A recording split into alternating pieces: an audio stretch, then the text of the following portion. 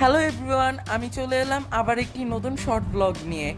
আজকে আমি আপনাদেরকে দেখাবো কিভাবে খুবই কম বাজেটে পেট ভরে নাস্তা খাওয়া যায়। আজকের আমার বিকালের নাস্তার বাজেট অনলি 50 টাকা। তাই আমি চলে এলাম আমার এলাকারই এক চাচির দোকানে। চাচি এখানে চিতই পিঠা বিক্রি করে থাকে।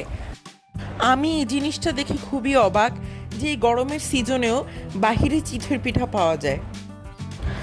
আমি সেখানে বসে কয়েকটি চিতই পিঠা ধনিয়া পাতা এবং শুটকি ভর্তা দিয়ে খেয়ে নিলাম। ওনার হাতের পিঠা কিন্তু খুবই মজা হয়েছে এবং আপনারা দেখতেই পাচ্ছেন আমি কত অল্প টাকায় আজকে আমার বিকালের নাস্তা শেষ করলাম। এই গরমে এক বিক্রেতা মাঠা নিয়ে চলে যাচ্ছে, কিন্তু উনি এত দ্রুত চলে গেল যে আমি মাঠাটা আর খেতে পারলাম না। তো আপনারা দেখতেই পারলেন আমি মাত্র 50 টাকা বাজেটেও 20 টাকা সেভিংস করেছি। ধন্যবাদ সবাইকে।